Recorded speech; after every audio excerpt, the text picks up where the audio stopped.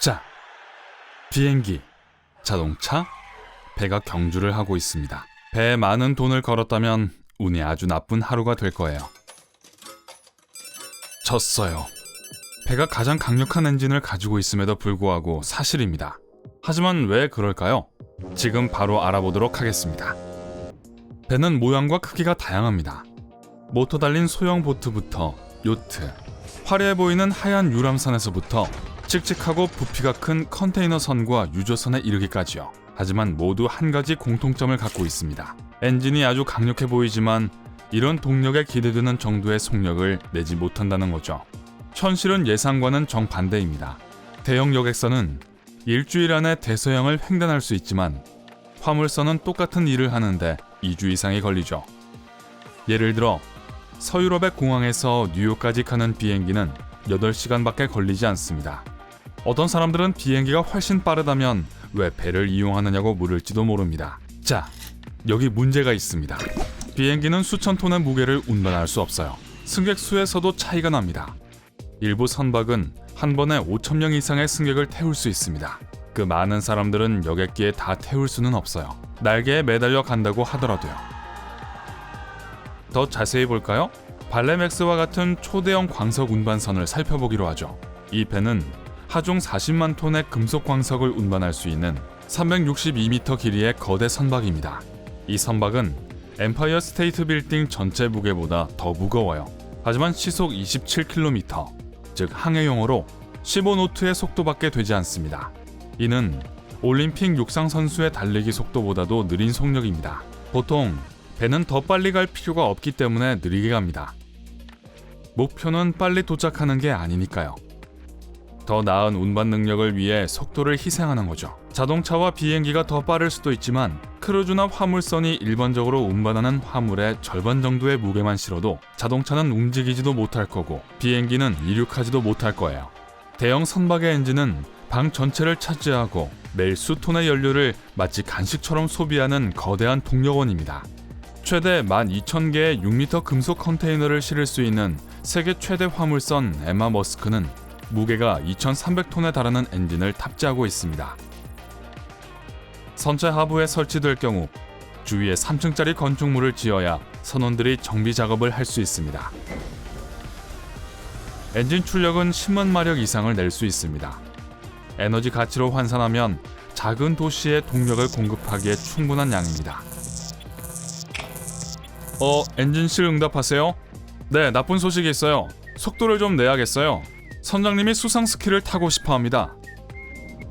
좀 극단적으로 들릴 수도 있지만 대형 선박이 자동차나 비행기보다 얼마나 더 강력한지를 보여줍니다.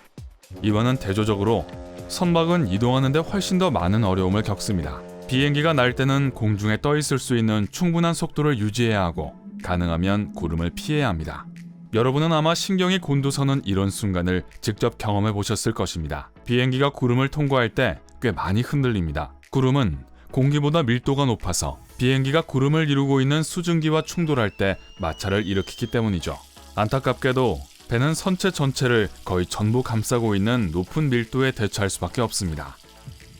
물은 엄청난 마찰을 일으켜 모든 움직임을 현저하게 느려지게 합니다.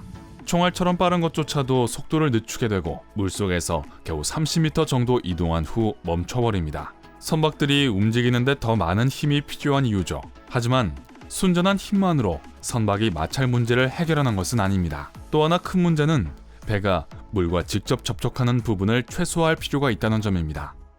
그리고 여기 두 가지 큰 문제가 있습니다. 거대한 선박이 대다수가 아니라는 것을 이미 알고 계실 테고 어떤 배들은 꽤 빠르기도 합니다. 그래요. 그리고 더 빠른 배들은 더 작은 배들입니다. 이런 배는 무게가 덜 나가고 엔진의 추력을 이용해 수면 위를 미끄러질 수 있기 때문에 더 빨리 움직입니다. 작은 배들의 또 다른 요령은 선체를 두 부분으로 나누는 것입니다. 이런 배와 요트는 쌍동선이라고 해요. 이런 선박의 부력은 단일 선체보다는 떨어지지만 스마트한 디자인으로 물과 접촉할 필요성을 크게 줄이죠. 다시 대형 선박으로 돌아가 볼까요? 대형 선박이 물에 잠기는 선까지 선체 일부를 담근 채 자연스럽게 물 위에 떠 있습니다. 하지만 이 한계선은 배만 물 위에 떠 있을 때의 예상 수위를 보여줍니다. 배에 화물이 실리면 그보다 더 깊이 물에 잠기게 됩니다. 이것은 그 무게를 움직이기 위해 더 많은 힘이 필요할 뿐만 아니라 물 때문에 마찰이 더 심해질 것이기 때문에 더 느려질 수 있다는 것을 의미합니다. 하지만 물과의 문제는 사실 그보다 더 복잡합니다. 배가 물속에서 움직일 때 물에 잠긴 선체 부피와 같은 부피의 물이 대체됩니다. 이 밀려난 물은 배 옆으로 지나가는 파도가 됩니다. 이러한 파도는 물과의 접촉 면적을 더욱 증가시켜 마찰력을 증가시킵니다. 별 문제가 아닌 것처럼 보이지만 실제로는 배의 속도를 40% 정도 느리게 할 뿐 아니라 연료 소비량도 눈에 띄게 늘어납니다. 이 점은 운송회사들 입장에서는 큰일이죠. 이 문제에 기발한 해결책이 있어서 다행이에요. 현대 모든 배들은 소위 구상선수를 가지고 있는데 이것은 배의 앞쪽 밑부분에 물에 잠기는 부분을 말합니다. 각각의 선박에 따라 다르게 디자인되는 부분이기도 합니다. 배의 크기, 운반 용량, 속도 및 모양에 따라 구상선수의 크기와 모양이 달라집니다. 구상선수는 배가 움직일 때 물이 가장 먼저 접촉하는 부분이죠. 그 형태에 따라 물은 일정한 형태의 파도를 만들어 보려고 하지만 본체에 부딪히면서 또 다른 형태의 파도를 만들어내려고 합니다. 이처럼 두 파도가 동시에 형성되려고 할 때 완전 상쇄 효과가 있기 때문에 파도 형성을 방지해주죠. 그래서 현대 배들은 더 이상 주변에 파도를 일으키지 않고 속도도 더 이상 파도에 의해 그렇게 큰 영향을 받지 않게 됩니다. 직접 확인해보세요. 현대 대형 선박 주변의 물은 비교적 잔잔합니다. 구상 선수의 형태가 조금이라도 변형되면 전혀 효과가 없어져서 다시 파도가 일어납니다. 하지만 만약 여러분이 속도를 원한다면 선박이나 보트 여행을 완전히 취소해야 한다는 건 아니에요. 요즘은 크루즈 선박은 속도가 빠를 수 있습니다. HSC 프란시스코가 바로 그런 선박입니다. 승객 1000명을 태울 수 있는 호화 유람선 크기와 쌍동선의 디자인을 결합한 것입니다.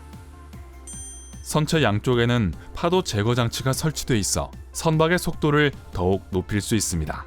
좀 더 설명드리면 이 배는 두 개의 물제트를 구동하는 가스 터빈 엔진에 의해 움직입니다. 이 제트 장치는 강력한 물줄기를 쏘며 배를 앞으로 나아가게 합니다. 각 제트 장치는 초당 24,000리터의 물을 뿜어내며 무려 58노트, 즉 시속 108km의 속도로 배를 움직일 수 있을 만큼 충분한 추진력을 제공합니다. 이런 속도는 선박 크기에 비교하면 거의 전례가 없는 수준입니다. 물론 이 선박이 물에서 가장 빠르다는 건 아니에요. WP-18 특수부대 인터셉터는 공상과학 영화에서나 볼 수 있는 보트입니다. 하지만 실제 이고요. 65노트, 즉 시속 119km로 파도를 가르도록 특별히 개발된 최첨단 디자인입니다. 이 선박의 주요 목적은 짐작했겠지만 탈출하려는 선박을 저지하는 것입니다. 예를 들어 해적이나 범죄자들요. 그리고 이렇게 빠른 배에게 추적을 당할 때는 아무리 도망가려고 해봤자 소용이 없겠네요.